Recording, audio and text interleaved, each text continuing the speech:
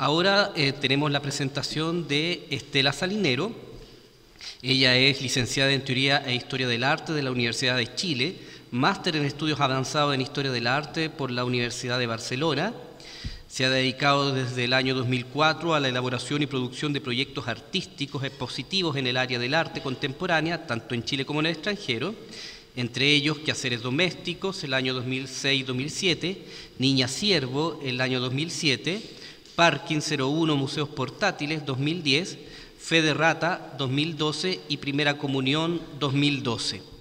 Ella se presenta ahora con una ponencia titulada La imagen subversiva, análisis de la obra de 4 artistas contemporáneas chilenas.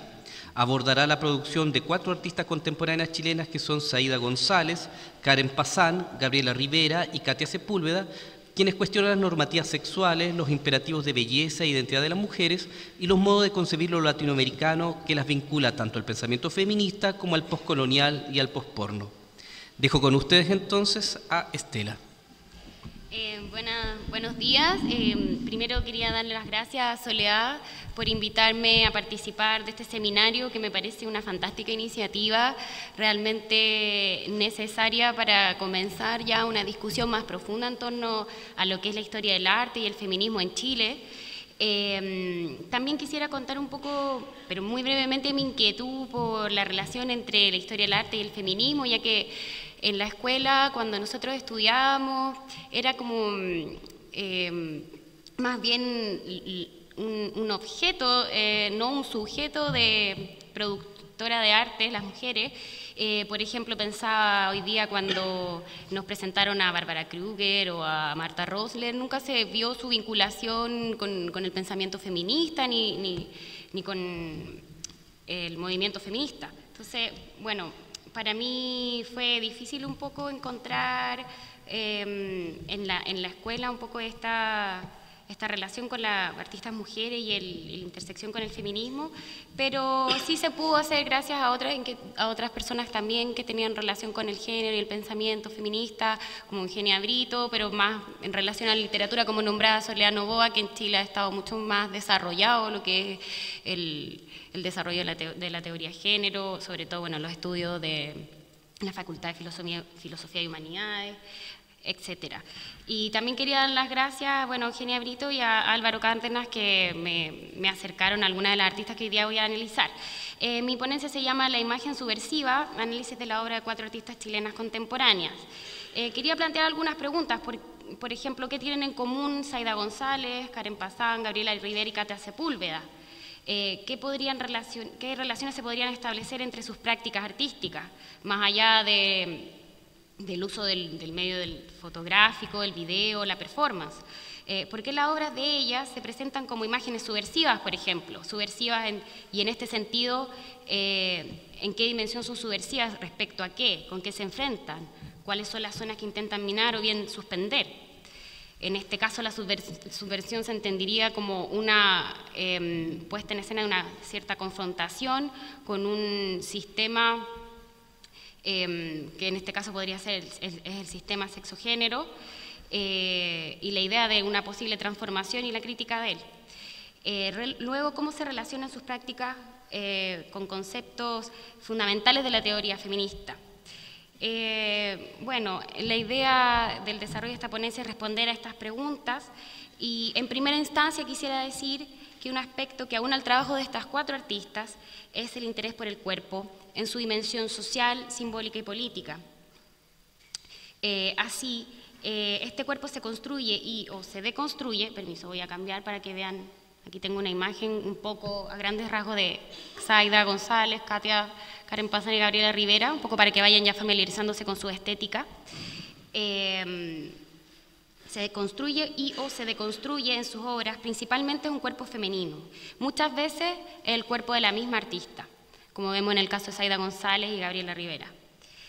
A este primer y central punto en común lo denominaré política de localización corporal. Bueno, la política de localización es un término acuñado por Adrienne Rich, una poeta y teórica feminista, y voy a citar, voy a hacer una cita sobre lo que significaría la política de localización. indica que el pensamiento, que el proceso teórico no es abstracto, ni universalizado, objetivo ni indiferente, sino que está situado en la contingencia de la propia experiencia. En este sentido, la política de localización corporal de las autoras muestra que su práctica no está disociada de su experiencia como mujeres en un espacio social y cultural concreto. El interés central del cuerpo en las teorías feministas ha ayudado a hacer estallar la noción naturalizada de sexo, género y cuerpo al demostrar que este es parte de una construcción dentro del orden cultural hegemónico y que por lo tanto, y lo más importante, es plausible de transformación.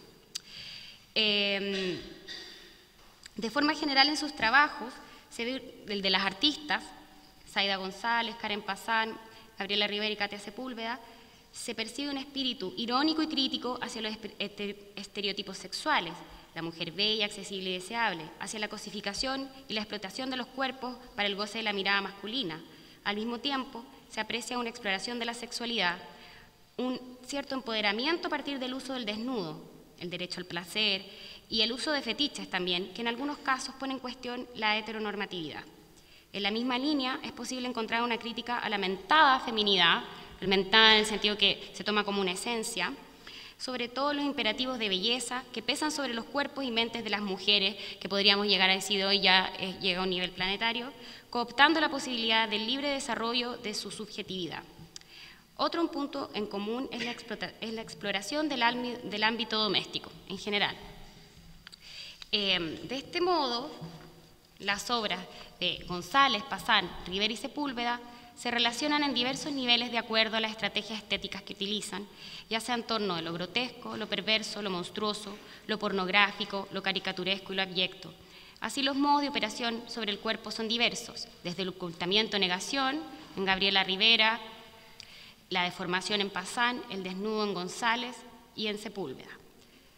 Zaida González, Pazán y Rivera indagan en la sexualización del ámbito doméstico desde lo monstruoso, poniendo en escena objetos que se funden o apoderan de los cuerpos y por extensión de las subjetividades de las mujeres. Como resultado, surgen imágenes perturbadoras, como en Karen Pazán, que ya veremos a continuación, sensuales, como en Rivera, o simplemente risibles, como en los trabajos que elabora Zaida González. Katia Sepúlveda y Zaida González examinan el desnudo, que ha sido un tópico tan afamado entre los artistas y tan caro para las mujeres. Si no, podemos recordar lo que dijeron el colectivo Guerrilla Girls sobre que hay que estar desnuda para poder entrar al museo, ya que la cantidad de obras realizadas por mujeres era mínima en comparación a la cantidad de desnudos de mujeres. O sea, nuevamente la relación mujer como objeto de arte y no como sujeto productor de arte. Al mismo tiempo, González y Sepúlveda subrayan los genitales tanto femeninos como masculinos. Por ejemplo, que ya vamos a ver, Sepúlveda mediante el primer plano de los genitales, por ejemplo, un ano y una vagina, y González en la repetición, ya hilarante de los pechos, por ejemplo. Sepúlveda y Pazán llevan la mirada también hacia los cuerpos expulsados de la economía significante occidental, los cuerpos indígenas y los cuerpos negros. Bueno, los cuerpos de las mujeres también, pero además con estas otras dobles marcas, haciendo una inversión de su lugar. Pazán ya sea desde el desacomodo de la moda y del peso del mestizaje, mientras que Sepúlveda, a través del deseo, de la dominación por posición sexual, en la práctica del fisting. El fisting es una práctica denominada, o sea, en la penetración de un, puede ser vagina o ano con el puño, por si acaso nosotros no sabían. Es como dentro del mundo del sadomasoquismo y todo, está considerado como una práctica más dura. Bueno, ahora después de haber dado estos aspectos generales y cómo se relacionan una obra y otra de las artistas, voy a empezar a presentar la obra de Zaida González. Zaida González, bueno, no sé si la conocen, igual es una destacada fotógrafa chilena, ha sido postulada varias veces al Premio Altazor, y además también su obra ha tenido grandes polémicas porque ella toca aspectos bastante complejos en una sociedad tan pacata como la chilena, como lo sexual, pero también la relación de la sexualidad y la religión, por ejemplo, el fetichismo también. Zaida González, como les contaba, contiene una estética popular, barroca y fetichista. Ella realiza una crítica colorida y paródica de la iconografía religiosa, por ejemplo. También sus fotografías de pequeño formato se construyen en puestas en escena, las que se asemejan a estampitas religiosas o, asimismo, en su reverso, podría decirse, como postales eróticas, las que circulaban en el siglo XIX, como ahora, así como la pornografía de aquella época. Por ellas o también como las tarjetas de las prostitutas. Interesante. Por ellas desfila una multiplicidad de personajes emanados de la cultura popular, delineados por su peculiar mirada hacia los estereotipos que limitan cuerpos y sujetos. En muchas ocasiones, estos personajes cruzan las fronteras establecidas para cada sexo. Antes de examinar la obra que estamos viendo, que pertenece a Cinturón de Castidad, me gustaría destacar que gran parte del trabajo de Zaida González se centra en el desnudo femenino y abriendo diferentes posibilidades en este tema, como ya he dicho, tan utilizado y tan fuerte dentro de la historia del arte, con una carga tan grande. Su visión se desmarca de los modelos de languidez y pasividad, mostrando otra gestualidad y corporalidad femenina, lo que en definitiva para mí resignifica el cuerpo de aquellas mujeres que están allí. Sus modelos son mujeres que se salen del marco convencional de los estereotipos de belleza. Eso también es interesante, hay una multiplicidad de mujeres, de tipos, de formas que están ahí, de cuerpos. Ahora, a continuación, veremos 4 trabajos pertenecientes a la serie Cinturón de Castidad del año 2005, Zoonosis zoofílica, específicamente su trabajo titulado Tetamorfosis del año 2000 y Primera Comunión también del año 2000. Dentro del Cinturón de Castidad, que es la imagen que estamos viendo, está esta serie que se llama El Amigo. Vale decir que Cinturón de Castidad lo trabajó en conjunto con la escultora Jessica Torres y con la artista e historiadora Julián Tibilo en el colectivo Malindas Influencias. El Amigo narra la historia de una pareja que aquí estamos viendo desde el matrimonio a lo que sería su separación. No voy a poder mostrar todas las imágenes de esta serie, sin embargo les voy a contar un poco qué es lo que sucede. En esta serie se realiza, a mi parecer, una crítica al vínculo desigual y de sometimiento doméstico para las mujeres, que en este caso sería el matrimonio. Veamos si todavía sigue así. Una tecnología de género, como enunció ya Simone de Beauvoir en El Segundo Sexo, y que también menciona Teresa de Loretti en su ensayo sobre tecnologías del género. O sea, estas son formas, las tecnologías de género aluden a las formas de producir y reproducir el género, por ejemplo, la escuela, la familia, las relaciones amorosas, el matrimonio, la religión. La parodia parte cuando el novio revisa el cinturón de castidad que estamos viendo ahí en esta imagen. Luego, el mismo aparato que debe llevar la esposa mientras su marido no se encuentra en casa. Bueno, porque la historia aquí lo vemos, ya se casaron, luego ella está haciendo las actividades domésticas mientras él holgazanea y aquí irónicamente carga sus pies sobre esta mujer que está llena de aparatos para limpiar, y en un momento él se va de la casa. Entonces se preocupa de que el cinturón de castidad esté bien puesto para evitar cualquier desacato, digamos, a la norma. Entonces, en un momento, el marido invita a un amigo y le sirve, ella como fiel esposa le sirve bebidas, qué sé yo, comida, pero cuando se va ella queda muy triste y el amigo la retorna a visitarla. Entonces se ve por las imágenes cómo el amigo la ayuda a poder desembarazarse de este cinturón de castidad y se descubre que el amigo realmente no era un hombre, era una mujer. Entonces, en esta serie, el amigo, como digo, es verdaderamente una chica, o por lo menos parece serlo, quien descubre y quita el cinturón de castidad a la dueña de casa. Esta chica se puede presentar como una manera de establecer relaciones no heteronormativas, sino que abierta a nuevas posibilidades liberadoras y también políticas. En la próxima imagen estamos viendo una... Ay, no se ven... Bueno, esta es parte de la serie Zoonosis zoofílica. Estos retratos se llaman Tetamorfosis. Vale decir que la fotografía de Zaida es en blanco y negro, que ella luego colorea a mano. Es como una fotografía que se vuelve pintura en cierta forma.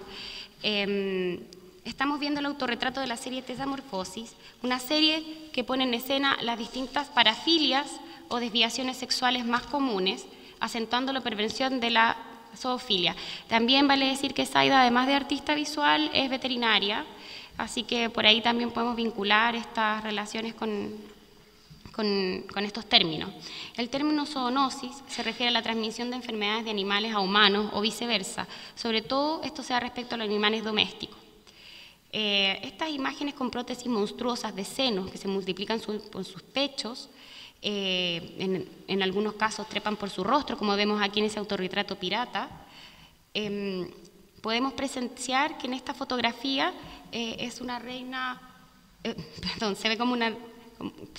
presenta como una reina en una actitud perversa y empoderada. En la otra fotografía, además, posa como una Madonna o Virgen que en vez de niño tiene un perro en sus brazos, que también es otro tópico de la historia del arte. Luego veremos la imagen Blancanieves, que es de la serie Primera Comunión, que vale decir que este año presentamos en una exposición en Portugal, donde en ella se nos recuerda el cuento infantil en que la terza Blancanieves ya ha madurado y se presenta provocativamente en sus pechos. Realmente esta imagen no es la imagen convencional de Blancanieves, o sea, hay una provocación a ese cuento y esa normatividad de ser bella, casta, recatada. Además, reconocemos el traje que creó Disney para este cuento de hadas. Ya la ironía de ver a este personaje en su desperfecta belleza, una Blancanieves vieja, tendida en una sugerente pose mientras los enanos revolotean a su alrededor. Otra de las series perteneciente al cinturón de castidad que vamos a ver a continuación muestra una imagen subversiva, como habíamos dicho, en las mujeres con máscaras infamantes. Este es parte del trabajo que hizo, como ya les había contado, con el colectivo Maligna Influencia. Las máscaras infamantes se usaban durante la Edad Media y también en la colonia para señalar y castigar públicamente a las mujeres por haber cometido pecados, por ejemplo, como el adulterio. Estas mujeres posan como amazonas, que dominan animales que son de peluche y salvajes. Bueno, aquí está la ironía también y toda esta estética que desarrolla Zaida. En atmósferas de tonos celestes y rosados llenas de guiños a las convenciones sobre lo femenino, infantil y sexual, Zaida nos sorprende al abrir o recrear poéticas. El conjunto de las infamantes presentan mujeres que poseen el control de sus cuerpos sensuales, coquetas y fuertes, con los pechos descubiertos, envueltas en sofisticados aparatos que manifiestan una extraña crueldad. González, finalmente, para terminar la presentación de González, ha desarrollado una extensa obra. Se preocupa de temas contingentes y políticos en torno a lo femenino.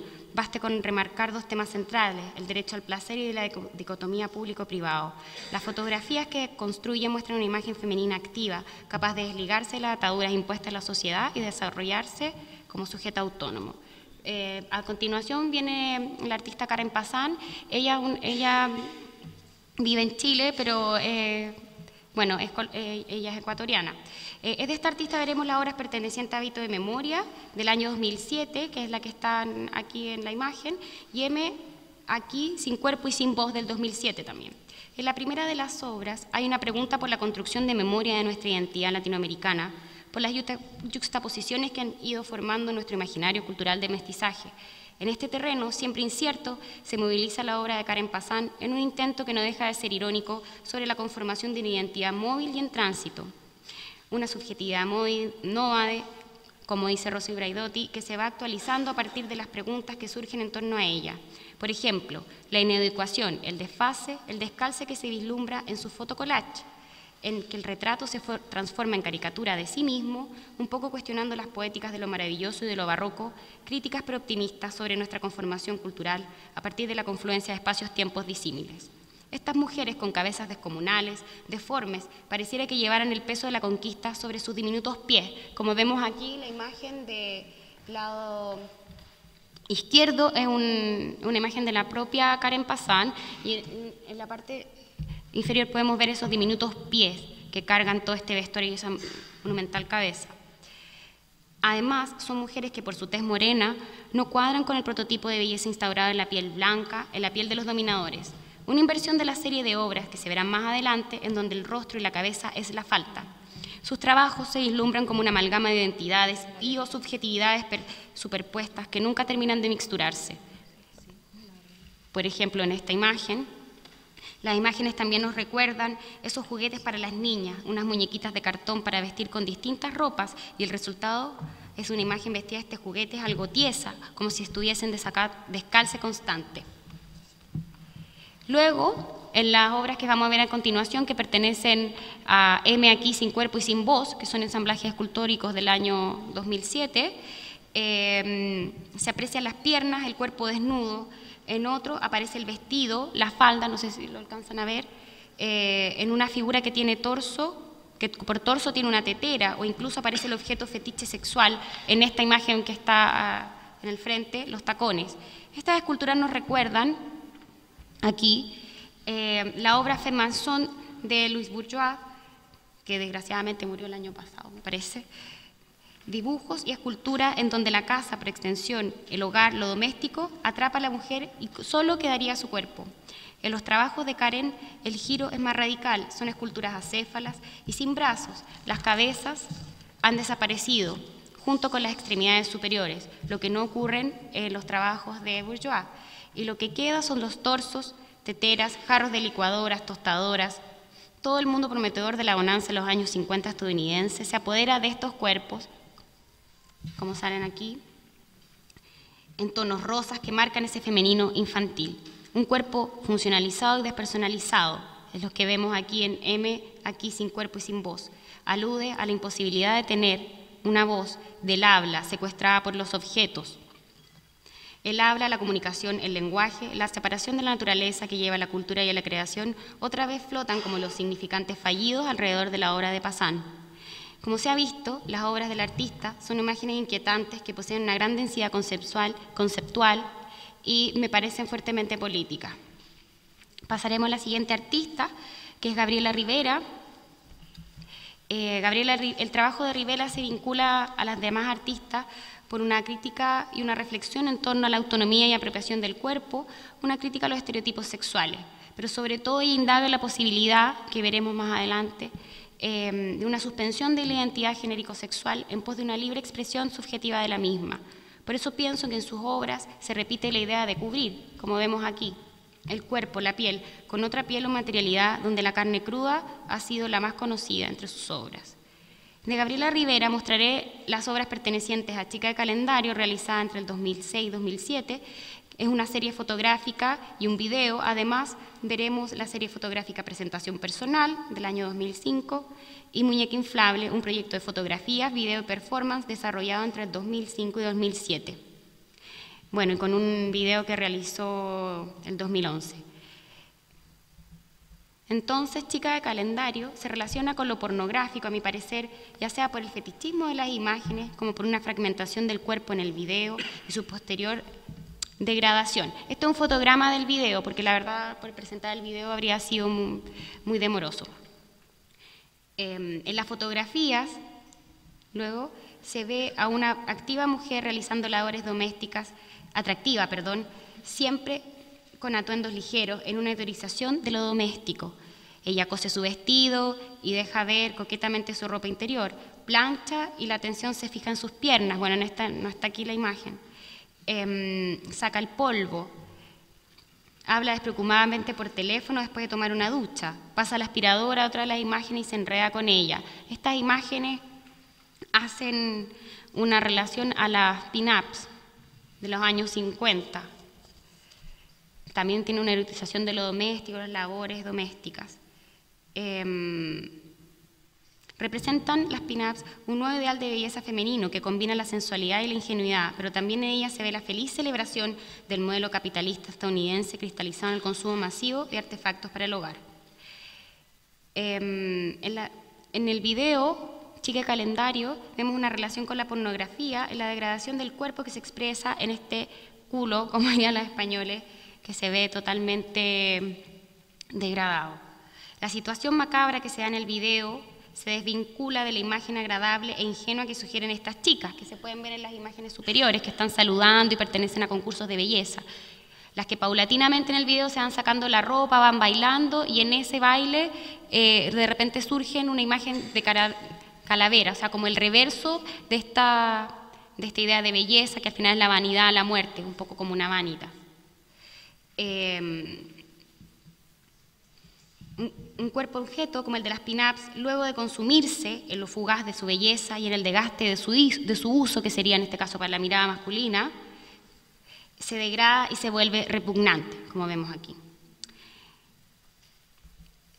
La composición en general en Rivera es austera, solo unos cuantos elementos significativos y fondos planos de colores fuertes que realzan la artificialidad y la idea de las pin-ups. Por ejemplo, esto mismo lo podemos ver en la obra que ya hemos visto de Karen Pazán, en torno a los fondos, como para resaltar las imágenes. Este trabajo, como hemos dicho, de Karen Pazán, en donde los enseres se presentan libidinosos y se apropian del cuerpo de las mujeres. Luego, la obra que estamos viendo se llama Presentación Personal. Como he dicho, ya es uno de los proyectos más representativos del artista, compuesto por un video, una performance y 2 series fotográficas. Esta obra es en parte una indagación para mí, para el artista, en las formas de la socialización de la apariencia y domesticación del cuerpo, en los rituales del cuidado y del adorno personal, actos cotidianos impregnados de las convenciones de género. Este proyecto pone en circulación varias interrogantes. ¿Cómo se conjuga nuestra imagen personal con nuestra identidad de género? ¿Qué lugar tiene la mirada del otro en la construcción de la imagen personal? ¿Qué tipo de relación se establece entre la corporalidad y la identidad, ya en un ámbito más amplio? Las series fotográficas del proyecto Presentación Personal son series, como ya se ha dicho, en primer plano y en fondos blancos. El modo de composición donde la asepsia se representa como la mejor posibilidad de presentar y presenciar estas imágenes repugnantes. No hay posibilidad de saber si es hombre o mujer el personaje que comparece ante la cámara, pues no hay nada que lo identifique. La imagen, por consiguiente, es portadora de ambigüedad sexual, cuestión que es parte del interés del artista en este proyecto, a saber, cortar los códigos de identificación genérico-sexual. La carne con la que Rivera se tapa se entiende aquí como un significante del reclamo a la materialidad del cuerpo que se despliega como parte de la estrategia de apropiación de sí misma, constituyéndose en el límite de lo cultural, la carne cruda, para desde ahí abrir la posibilidad de una identidad femenina diferente a la normativa. Estrategia que se podría pensar también como asumir una posición que anula la noción de identidad, considerada la identidad desde la óptica de un rol convencionalmente asumido, que sugiere formas de ser predeterminadas para cada persona según su sexo. En el proyecto Muñeca Inflable, que vamos a ver aquí, del año 2006, Rivera trabaja con el imaginario pornográfico de la muñeca. Realiza series fotográficas, intervenciones y un video performance. La muñeca tiene una historia de larga data dentro del arsenal de instrumentos sexuales. Es uno de los más célebres fetiches de la imaginación pornográfica y de hecho se han encontrado muñecas de paja desde, no sé, los griegos hasta, bueno, la sofisticada real doll de hoy. En esta obra, el hecho de que el artista tome performáticamente la apariencia de muñeca, lo que significa que su cuerpo está totalmente sellado por el disfraz. Este traje le cubre las manos, el rostro, el torso, las piernas y los brazos, como pueden apreciar en la imagen. Vuelve algo extraña esta criatura, pareciera siniestra, por decirlo de algún modo. La pasividad con que conocemos a las muñecas inflables se ve perturbada. De acuerdo al pensamiento de Judith Butler, el género actúa performáticamente sobre los cuerpos, es decir, a través de actos reiterativos, reguladores y normativos. Algo similar despeja Rivera con este trabajo, al señalar cómo la muñeca está impregnada de una idea particular de feminidad, de convenciones. La muñeca que construyó Rivera tiene una expresión facial vacía, extrañada, mientras efectúa con mecánica coquetería sus movimientos. Finalmente veremos las obras de Katia Sepúlveda. Katia Sepúlveda es una artista chilena, pero que reside en Colonia, Alemania. Ella se ha dedicado a trabajar la performance y el video, estudios que perfeccionó en Alemania con la artista feminista Vali Export. Recientemente ha realizado una serie de collages que presentó en Ginebra bajo el nombre de Dispositivo de Belleza, junto a la teórica Beatriz Preciado y a la teórica chilena Luz Muñoz. Realizó cientos de collages a partir de imágenes de la revista Playboy. Eran tantos que la verdad no traje las imágenes, que bueno, desde la década del 50 hasta el 2000. Como sabemos, la revista Playboy ha sido símbolo de la erótica que surge en Estados Unidos en los años de la Guerra Fría, como apoteosis también de la sociedad de consumo, al mismo tiempo el consumo del cuerpo y del deseo, y sobre todo masculino, ¿no? Y también dentro del imperio de la industria lo que se llama pornografía suave. En esta ocasión veremos fotogramas de dos de sus videos, ya que por tiempo no podemos verlo. Estamos viendo Belleza versus Belleza, que fue realizado el año 2007. Veremos a continuación Witch y finalmente un registro de la Performance Pacha Revolution, realizada el año 2011, en conjunto con la artista australiana Amy Rush. En el video Belleza versus Belleza, donde estamos viendo esta imagen, observamos un primer plano de una vagina en la que lentamente, bueno, así es el video, les voy a contar porque es un poco largo, como les había dicho, dura aproximadamente 7 minutos, en la que lentamente se va introduciendo una muñeca Barbie. Este modo de composición, que obedece a un imaginario pornográfico y particularmente del porno duro, en donde los genitales están en un primerísimo plano, en donde los cuerpos se ven fragmentados y se despersonalizan. Aquí no hay posibilidad de asociar este miembro a una persona. Los que de allí acaban volviéndose abstractos, tiene reminiscencias de la obra El origen del mundo de Gustave Courbet.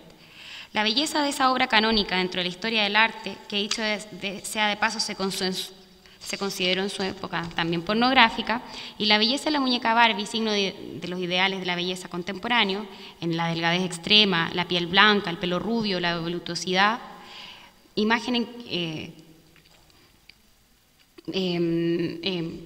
sistema en que miles de mujeres quedan fuera, imposibilitadas de identificación, mujeres que quedan fuera de la economía significante de la belleza occidental hegemónica. Lo significante en este video en que la muñeca es absorbida por la vagina, es tragada, porque se introduce toda la muñeca y desaparece. Tanto la obra de Courbet y la muñeca pueden ser pensadas como fetiches, tanto del mundo del arte como del mundo del consumo, fetiches de una imaginación postpornográfica que intenta desbaratar y desarticular los efectos del discurso pornográfico, estrategia que desarrolla Katia Sepúlveda en este video. Aquí también podemos hacer nuevamente una relación compositiva con Gabriela Rivera y Karen Pazán, más bien una imagen aséptica, en primer plano. Igual esta imagen es tan potente que para su puesta en escena, como se ha dicho, la asepsia es una necesidad. Vale decir que esta obra ganó el primer premio en el primer Festival de Arte y Video Porno que se realizó en Santiago, llamado Dildo Rosa, el año pasado. A continuación veremos el video Wish del año 2007, donde se repite esta misma composición, este primer plano, en la que observamos un ano masculino, blanco. Otra vez la fragmentación del cuerpo, donde se toma la parte por el todo, pero esta vez una zona aún más tabú que la vagina, al ser un cuerpo masculino.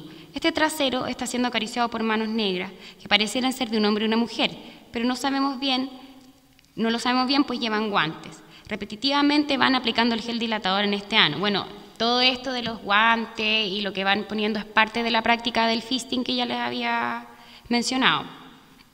Repetitivamente van aplicando gel hasta quitarse los guantes y ver que por las señas, o las uñas largas de una de las manos y la otra, que es más gruesa, estas manos se generizan. Podemos decir que hay un hombre y una mujer, podríamos decir.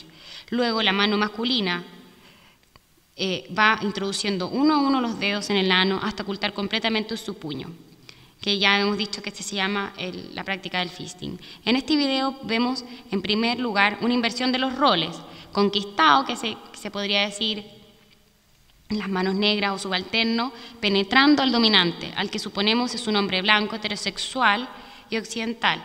Este video se conjugó con una cita de la teórica negra feminista Bell Hooks, o sea, cuando Katia presenta este video, reparte un texto que voy a leer a continuación. Las mujeres blancas que dominan el discurso feminista, que en su mayoría crean y articulan la teoría feminista, tienen poca o ninguna comprensión de la supremacía blanca como política racial, de los efectos psicológicos de la clase o de la situación política en un Estado racista, sexista y capitalista. Bueno, esta cita lo pone en relación a cómo dentro también de los mismos discursos feministas hay crítica, sobre todo que se ha hecho por las feministas blancas, y las feministas negras, las feministas latinas y de otros espacios, por quién es la sujeto del feminismo, una sujeto que era una mujer blanca, clase media, heterosexual y occidental. Entonces también vemos esta práctica que se está viendo aquí en el video, pero que también es una práctica del pensamiento y de la crítica interna del feminismo, que ha articulado las feministas negras, como hemos dicho, las feministas latinas también. El Les voy a hablar un pequeño antes de ir a la performance y terminar. El posporno se ha considerado una postura estética y política que el artista desarrolla y que utiliza para criticar los mecanismos de la industria del porno que cosifican los cuerpos, que los exprimen en su significado y lo traducen a puro valor de cambio.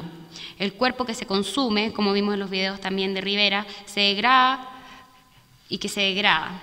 Esta estrategia deconstructiva le permite subvertir las narrativas y las economías de poder que regulan ese espacio que se ha dedicado principalmente a la masturbación masculina.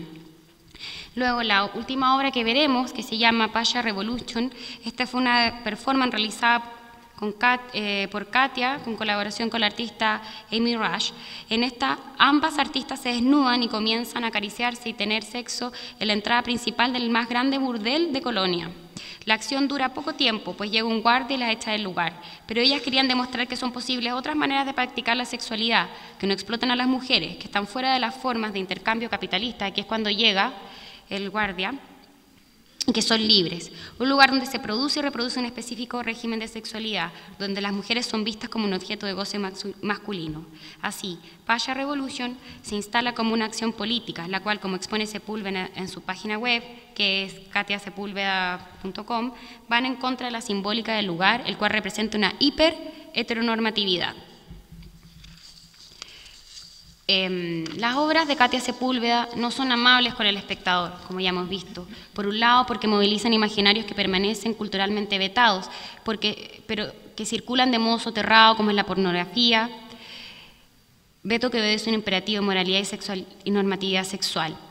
Por otro, porque el artista provoca una suerte de espacialización del tiempo al prolongar la exposición de una imagen con un ritmo lento y repetitivo, en que la acción simple de introducir objetos u órganos se prolonga indefinidamente, dejando la expectación de un algo que nunca se cumple.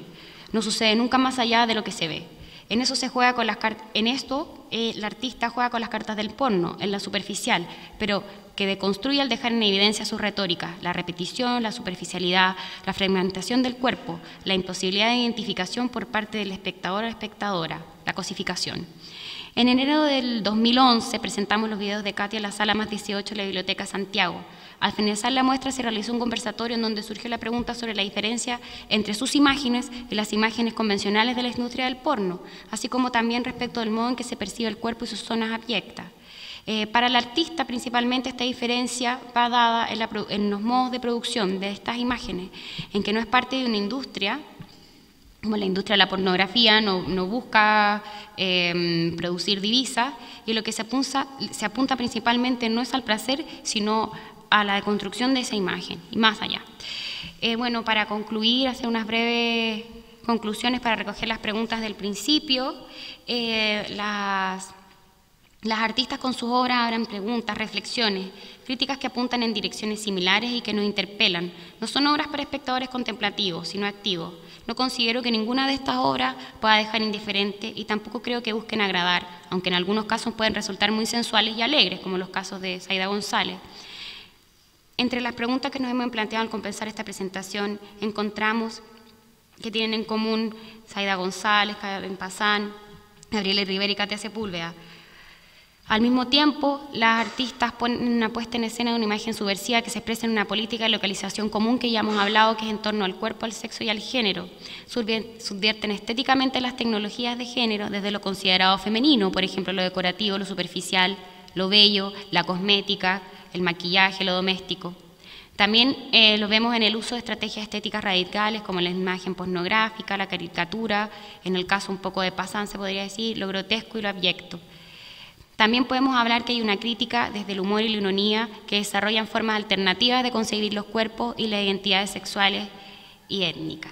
Bueno, antes de terminar, quería aprovechar esta tribuna para pasar un aviso, de cierta manera, de una actividad, de un colectivo del cual formo parte, se llama Territorio Cultural, y ahí hay un conjunto de artistas, entre ellas está Gabriela Rivera, y este próximo sábado vamos a presentar una de las muestras que se llama Poética del Cuerpo y Erotismo, así que ahí pueden ir a ver, los que quieran, las imágenes de Zaida González, de Gabriela Rivera, otros videos, y también de artistas y poetas que trabajan las perspectivas de género y el feminismo. Así que, bueno, muchas gracias. Gracias por la oportunidad de...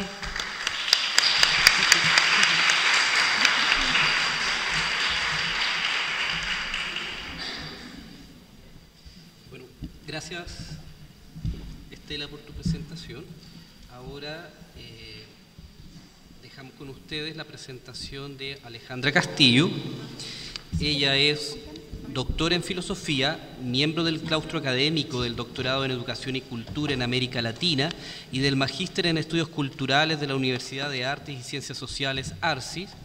Es autora de Nudos Feministas, 2011, Democracias, Políticas de la Presencia y Paridad, 2011, Julieta Kirburg, Políticas del Nombre Propio, 2007, La República Masculina y la Promesa Igualitaria, 2005, y editora de Martina Barros, Prólogo a la Esclavitud de la Mujer, 2009, y coeditora de Reescritura de José Martí, 2008. Ella se presenta ahora con una ponencia titulada Ars Disjecta, exponiendo bajo este concepto el vínculo entre artes visuales, feminismos y metamorfosis, revelando un conjunto de prácticas e intervenciones que intenta interrumpir la matriz de la diferencia, desestabilizando lo femenino. En este contexto se establecen nuevas políticas identitarias donde el cuerpo se reordena en un diagrama del deseo. Alejandra. Buenas tardes. Bueno, gracias por la invitación, gracias a Soledad Novoa por la oportunidad de presentar este texto. Bueno, como dice Manuel, este texto está titulado Ars Disjecta. Todo límite nos habla también de una política, o dicho de otro modo, no hay política sin límite. Julia Kristeva, en Poderes de la Perversión, lo señala bajo la siguiente consigna: lo abyecto y la abyección son aquí mis barreras, esbozo de cultura. El espacio de lo en común se constituye precisamente ahí, en ese límite donde se abre y se cierra un cuerpo. En otras palabras, siempre estamos en una organización político-estética que genera un adentro del cuerpo bajo la lógica del reconocimiento y paradójicamente también una fuera de ese cuerpo que busca interrumpir dicho espacio de visibilidad y reconocimiento. Es precisamente en ese límite, en ese lugar de intervención, donde es posible situar las prácticas artísticas feministas contemporáneas. Tres palabras parecen constituir este ars disjecta: extrañeza, incomodidad e ironía. Tres palabras que no hablan de definiciones o de certezas, sino de desplazamientos, distancias e intervenciones. Ars disjecta de unas prácticas que se proponen perturbar el espacio metafórico heredado de la diferencia sexual, engendramiento, matriz, vida, compenetración o invaginamiento serían sus palabras maestras. Ars disjecta de prácticas e intervenciones que intentan interrumpir la matriz de la diferencia, desestabilizando lo femenino desde aquellas figuras que se resisten a la lógica de la totalidad y de un tiempo propio, buscando seguir la huella de un arte disjecto, en que es un arte disjecto. Buscando seguir la huella de un arte disjecto es que interrogaré en este ensayo algunas autorías feministas que en el arte contemporáneo trafican con huellas de contagio, mutación y de mismidad y de alteridad. Destaquemos, para comenzar, que el feminismo se ha escrito desde siempre con los signos de la polémica y el desacuerdo. La diferencia de sus disputas ha dado lugar a múltiples escenas de interrupción que tendrán como trasfondo el enjuiciamiento y rechazo de cierto discurso universalista de la política que, paradójicamente, naturaliza la violencia de la exclusión. De algún modo, la política de las mujeres emerge en la polémica, en la crisis del sentido común compartido. Que no lleve a equívocos la locución política de mujeres. Con ella no quiero designar solo una política de reivindicación, sino que a cierta manera de desorganizar las evidencias sensibles que nos hacen ver al mismo tiempo la existencia de un mundo en común y las divisiones que definen los lugares exclusivos para cada uno de los sexos. Esta división de las partes y de los lugares, en palabras de Jacques Rancière, se funda sobre una división de espacios, de los tiempos y de las ocupaciones, que determina la propia manera en lo que lo común es entendido y visto. En este sentido, feminismo es el nombre de una política de mujeres caracterizada por un complejo juego entre lo excluido y lo incluido, entre lo particular y lo universal. La lógica del movimiento de esta política se organiza desde los márgenes en pos del centro, con la intención de transformar y reinventar la cultura. Es por este ejercicio continuo de reinvención y transformación que el arte y la política feminista pueden ser caracterizados bajo la forma polémica de ilimitación, de un paso más allá capaz de desanudar y reanudar monstruosamente el juego de las identificaciones y las identidades sociales. La historiadora del arte, Linda Nochlin, nos expone nos expone a la limitación de este paso cuando se pregunta y nos pregunta por qué no ha habido grandes mujeres artistas. De igual modo, la crítica de arte Lucy Lipphardt nos advierte que todo movimiento hacia la ilimitación en el mundo del arte supone un primer paso de posicionamiento y de visibilización de la mujer en ese mundo. Marcas de este posicionamiento son, por ejemplo, su libro Desde el Centro, ensayos sobre arte de mujeres de 1976 y su participación en el periódico de arte Herejías Feministas de 1977. Siempre excediéndose, siempre saliendo de sí, el arte feminista se presenta como un arte de contrapaso del movimiento. Fiel a este paso, la artista estadounidense Mary Kelly se negará en los años 80 a definir el arte feminista. Las preguntas que imponen las luchas del momento, escribirá, son aquellas que tienen por objetivo cuestionar la institución del arte. ¿Cuál es la problemática para una práctica artística feminista?, se pregunta Kelly. Pregunta cabe destacar que busca volver extraña la tranquila normalidad de la cultura visual al cuestionar la constitución social de la diferencia sexual.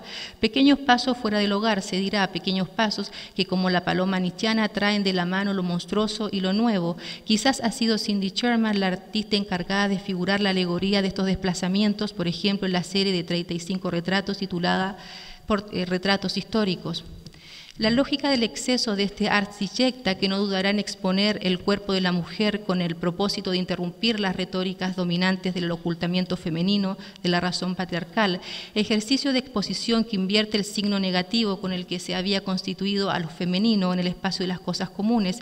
Bien podría decirse que este momento de exposición, de salida del cuerpo femenino de la protección de la casa paterna, se articula a partir de tres fases fuertemente interrelacionadas: el cuerpo, lo cotidiano, la diferencia, momento que calza por ejemplo con las pinturas del cuerpo grávido de Alice Neel de 1967, que es la imagen que está en la pantalla, con la obra de Eva Hess, Contingente de 1969, descrita como mínima, personal y privada, con Jean Dillman, calle 23 de Comercio 1080, Bruselas de 1975, la película que filma Chantal Akerman sobre la cotidianidad de una mujer durante 3 días, y por supuesto con las paradigmáticas performances, pintura vaginal de Chigeko Kubota, Bandera Roja de Judith Chicago de 1971 y Rollo Interior de Caroline Chineman de 1975.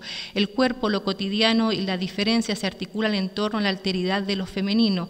La alteridad se realiza en lo femenino, nos recuerda a cierta tradición filosófica. Todas estas figuras parecen hablarnos de lo absolutamente otro, de lo venido de un lugar no descifrable, tal vez más allá del humano. Estas figuras de la alteridad, como sabemos, han estado presentes a la hora de describir a las mujeres, figuras informes, monstruosas, ovoides o fálicas, como aquellas de Louise Bourgeois, cuerpos abiertos, expuestos, abatidos, como el de Hannah Wilke en sus performances. ¿Qué representa esto?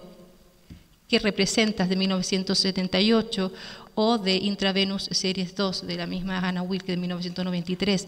Cabe destacar que estas obras no hacen sino remarcar aquella traza de extrañeza, aquella alteridad absoluta con que ha sido narrada la mujer desde antiguo. Recordemos, por ejemplo, 2 de las primogénitas del hombre, 2 que quizás hayan dado paso al malentendido de la mujer, Gorgona y Pandora, nombres del fármaco y la fórmula, nombres del remedio y del experimento, de la invención, nombres que pese a permanecer ocultos en la ambivalencia de una etimología ya olvidada, persisten en hablar a 2 voces, anudando la salud y la enfermedad, los remedios y los venenos, el cuidado y el desorden, la quietud y la experimentación, nombres de la mujer que a la manera de anatema han sido suprimidos o figurados en míticas criaturas fantásticas, violentas y llenas de artificio, que encarnan en sí la prohibición o la ofrenda engañosa. No está de más recordar que desafiando el límite, transgredida la prohibición, aceptada la ofrenda, parece abrirse siempre la misma puerta, la alteridad. Nombres de la mujer entonces como lo otro, la alteridad se realiza en lo femenino. Sin lugar a dudas, una de las más notables criaturas del bestiario fantástico de la imaginaría masculina es la Gorgona, también conocida como Medusa, la que lleva la muerte en los ojos, nombre terrible, doble, que anuda en sí lo humano y lo animal, la mujer, el hombre, la juventud, la vejez, la belleza, la fealdad, la mortalidad y la inmortalidad, nombre que, como se ha dicho, no solo es la mezcla de géneros, sino que también y por sobre todo el quiebre de las certezas de lo conocido y lo habitual. Esto es la Gorgona, figura femenina de la monstruosidad, que representa el oscurecimiento sistemático de todas las categorías que distingue el mundo organizado y que en ese rostro se mezclan e interfieren. También temprano en la historia de la misoginia occidental hace aparición otra de las hijas claroscuras de la mirada masculina, Pandora. Si la gorgona es la confusión de las categorías en el mundo, Pandora será el artificio por excelencia. 3 son los nombres que la constituyen: la técnica, el intercambio y el engaño. 3 son los... Si hemos de creer en el mito, Pandora, nacida de la arcilla y de la habilidad de Festo, es la primera criatura humana que tiene por nacimiento la fabricación y no la autoctonía, antiguo deseo griego por la autoprocreación. Recordemos que el mito nos dice que antes de la creación de Pandora, los hombres nacían de la tierra, no conocían la muerte y vivían mezclados con los dioses. Mujer y muerte nacidas del mismo artificio de humedecer la tierra con agua, tierra y agua transformada en una joven virgen dotada de voz de la fuerza de un ser humano, de un espíritu impúdico, de un carácter artificioso y de la belleza de una diosa inmortal. Figura semejante en belleza a las diosas, pero he aquí una diferencia vital. Igual a lo que aún no existe, una mujer. En este sentido, se ha aclarado que Pandora, primera figura de la joven virgen entre los humanos, se establece por y con semejanza a eso que debe ser ella misma. De algún modo, la identidad es desplazada y proyectada en búsqueda de lo que debe ser. Eso de ser una mujer. Si bien Pandora es un artificio de naturaleza derivada, no es una representación, una imagen, es por el contrario la plena realización de la idea. Pandora es el nombre de la creación y de la derivación, sin embargo también es el nombre de la mortalidad, esto es, lo humano. Será con ella, en su excepción, que surgirán las mujeres y con ellas una nueva forma de nacimiento. Al igual que Festo, los hombres depositarán su simiente en el vientre de la mujer y como escultores imprimirán su marca, su figura en la arcilla femenina y por extensión las mujeres otorgarán la vida, pero también la muerte, ahí el engaño. Gorgona y Pandora, nombres femeninos de la perdición. Luego de ellas cabe la pregunta, ¿qué lugar hay para las mujeres? Shirin Neshat, artista visual palestina, en su obra fotográfica Sin habla, sin palabras, de 1996, revisitará aquel no lugar de la mujer, volverá a los mismos lugares, sí, pero con una variación, una mutación. En Sin palabras, Neshat presenta una mujer islámica que al levantar el velo que cubre su figura, deja a la vista un rostro completamente escrito.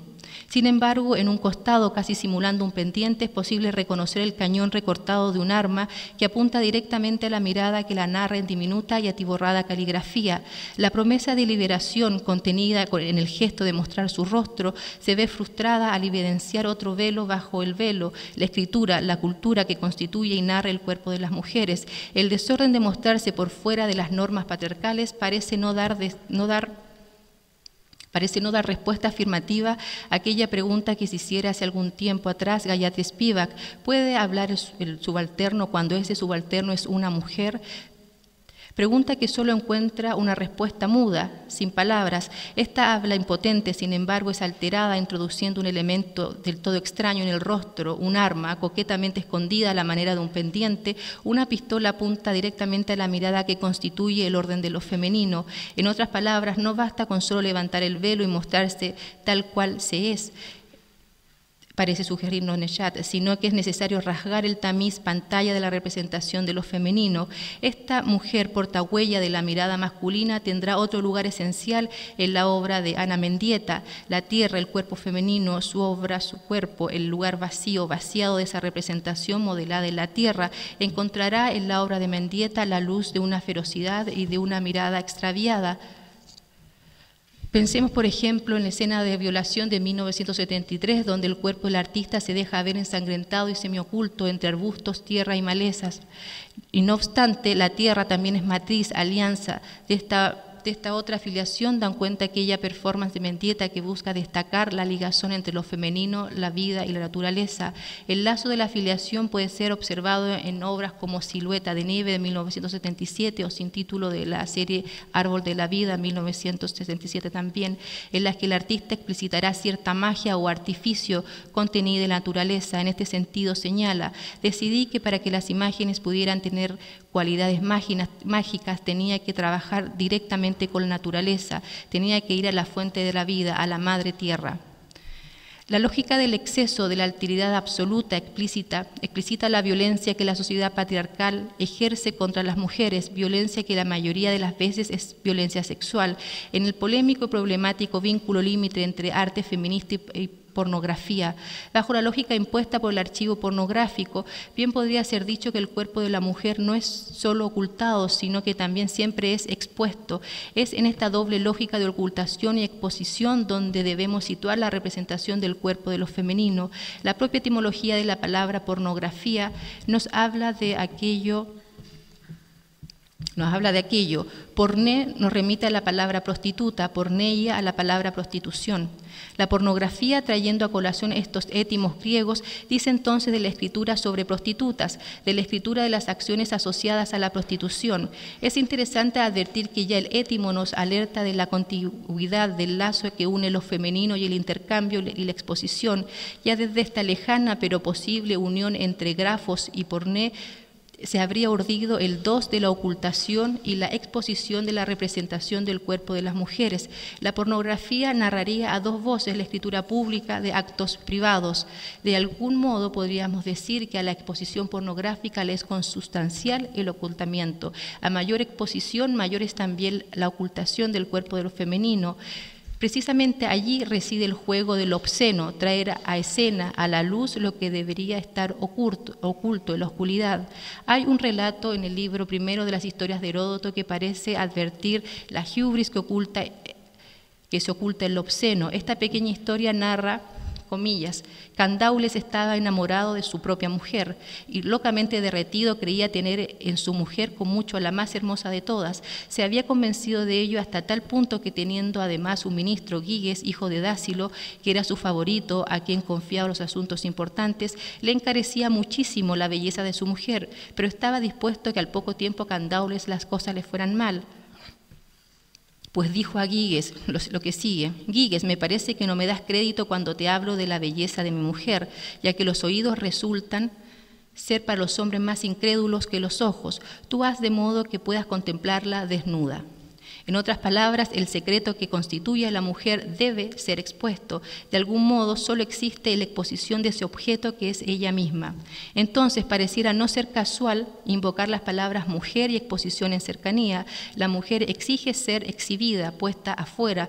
Esto no deja de ser paradójico si pensamos que las mujeres son las guardianas de lo privado, más cercanas al disimulo, a la discreción que a la exposición. ¿Cómo conciliar entonces estos dos movimientos, uno orientado hacia afuera, la exposición, y otro motivado hacia la interioridad en el cuerpo de la mujer? Tal vez una respuesta posible a esta aparente contradicción sea señalar que la representación del cuerpo femenino se ha constituido en un fragmentario conjunto de objetos que imaginan un mundo interior escondido y secreto. En un complejo acercamiento a la escritura de la filosofía y al lugar que la mujer ocupa en ella, Luz Irigaray señala que la condición subalterna de las mujeres procede de su sumisión a una cultura que las oprime, las utiliza, las hace moneda, sin que ellas saquen mayor beneficio. Esta peculiar lógica de la exposición y de la transmutación del cuerpo femenino tal vez encuentre su mejor descripción en ciertos avisos publicitarios en los que el cuerpo femenino se nos representa en su distraído mundo interior, apartado, secreto de la mirada del voyeur. La filósofa eslovena Renata Salek nos trae a la mente particularmente esos eslogans para la venta de perfumes de los cuerpos femeninos que a dos voces y al unísono hablan de cuerpos y objetos femeninos, de secretos intuidos aunque siempre ocultos. Ahí está Tresor de Lancôme para graficarlo, o de suaves y dulces venenos de mujer como los que vende Dior con Tendre Poisson. Lógica de la transmutación que Salek describe del siguiente modo: esos nombres apuntan a la naturaleza del objeto precioso que alberga el sujeto, ese objeto que se parece al aroma del perfume, no es nada que uno no pueda discernir físicamente, pero es al mismo tiempo seductor y venenoso. Si antes los diseñadores de estos perfumes se preocupaban por presentar la naturaleza del objeto libidinal en el sujeto, hoy en día la moda del perfume sigue la tendencia de una así llamada política de la identidad. El problema no es ahora el de representar figurativamente la esencia de ese objeto sublime en el sujeto que existe más allá de su posibilidad de comprensión. Hoy el sujeto es una entidad que debe ser promovida como un todo.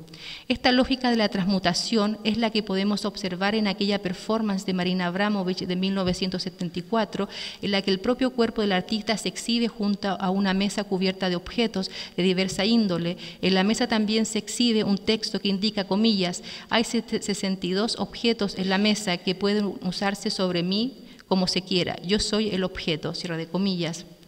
Cabe recordar que ese mismo año se publica el texto El espéculo de la otra mujer de Luz Irigaray, develando el lugar especular de la mujer en la escritura mirada masculina. Tiempo antes, Simone de Beauvoir había advertido que la mujer siente un especial placer al exhibir su casa, su imagen misma.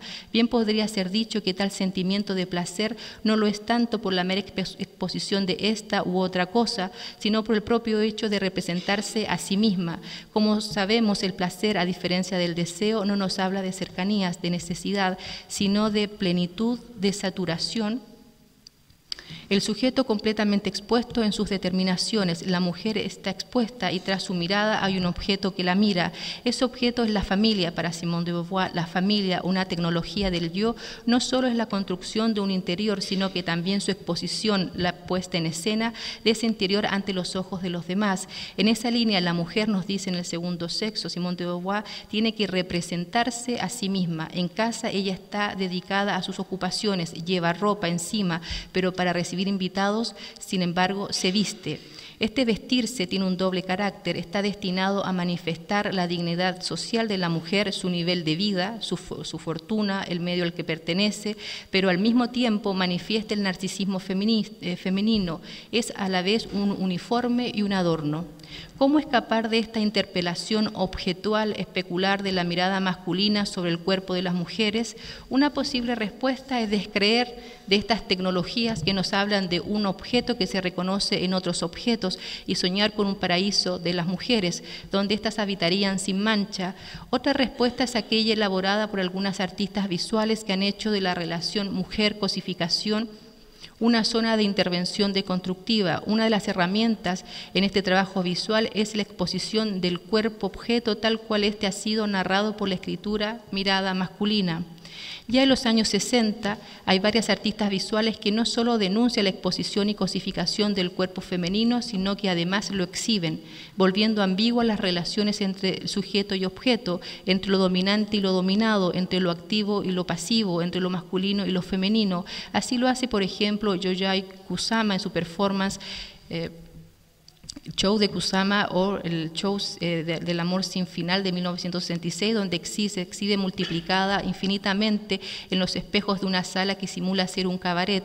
Ella tendida en el suelo sin recato alguno deja que su mirada escape desprevenida fuera de la escena, dejando en su lugar, en su vacío, la mirada de los otros.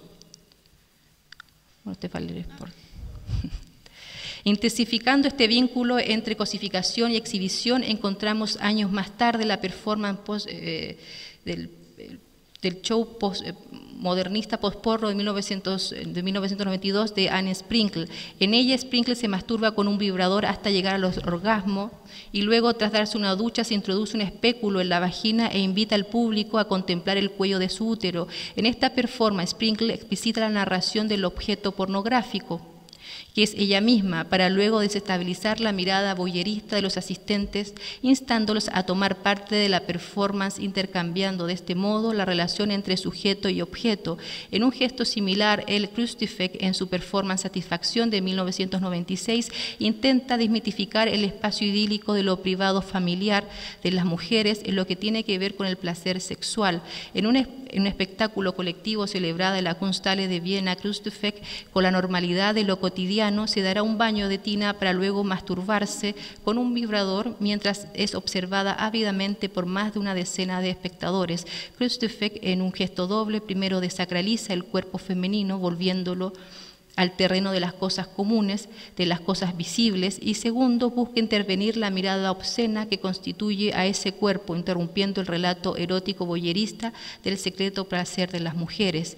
En esta línea de intervención, las performances de Belly Export, aquí está, Pánico genital de 1969 ocupan sin duda un lugar principal, siguiendo con la asociación de las palabras arte, mujer y pornografía, pero esta vez como indagaciones sobre la representación del deseo. Cabe destacar los videos de Linda Benglis, Sensibilidad Femenina de 1973, o los dibujos de Marlene Dumas, Porno Blues de 1993.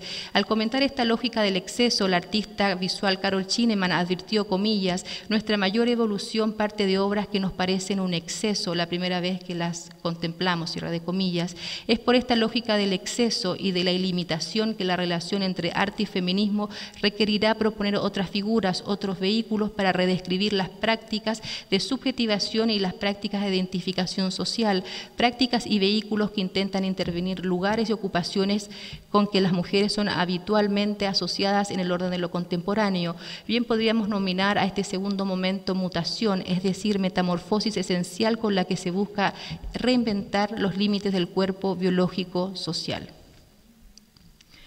Lejos de la disyunción, la conjunción o la superación, el cuerpo se presenta siempre en términos antitéticos, tal vez como un virus que se ha hospedado en un cuerpo y a la manera de Metis, aquella diosa griega que podía metamorfosear su forma a gusto, pasa de la figura del parásito que vive gracias a la proximidad de su alimento a la figura del virus que se infiltra, que se disemina y contagia, un cuerpo múltiple, lejano de las dualidades topológicas del arriba, del abajo, del adentro, del afuera, un cuerpo como lo hubiese pensado quizás Gilles Deleuze, abierto, superficie, completamente expuesto, diseñado bajo la matriz y directriz de un código múltiple y variante, un cuerpo como lugar de dominio pero también de resistencia, cuerpo disyecto de la práctica artística feminista, que en sus propios pliegues busca albergar al más extraño de los huéspedes. Las figuras aquí enumeradas y las palabras claves de las prácticas artísticas del feminismo contemporáneo no tienen otra tarea que la de exponer los límites del tiempo presente.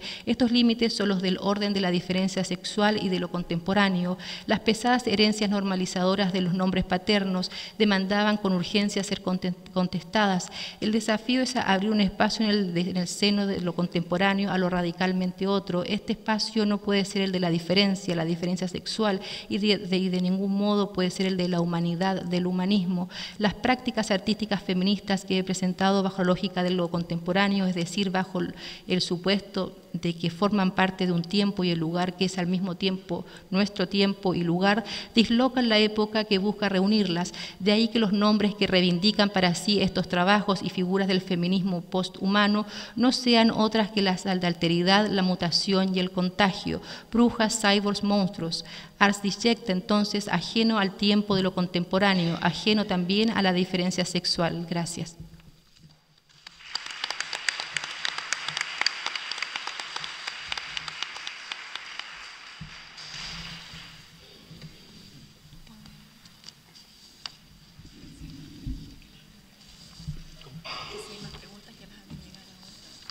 Bueno, ahora vamos a abrir un espacio para preguntas. Las personas que aún tengan preguntas que entregar y no las hayan entregado, por favor, háganlas llegar, porque en esta instancia entonces las personas van a responder. La primera pregunta, invitamos a que pase Emma, por favor.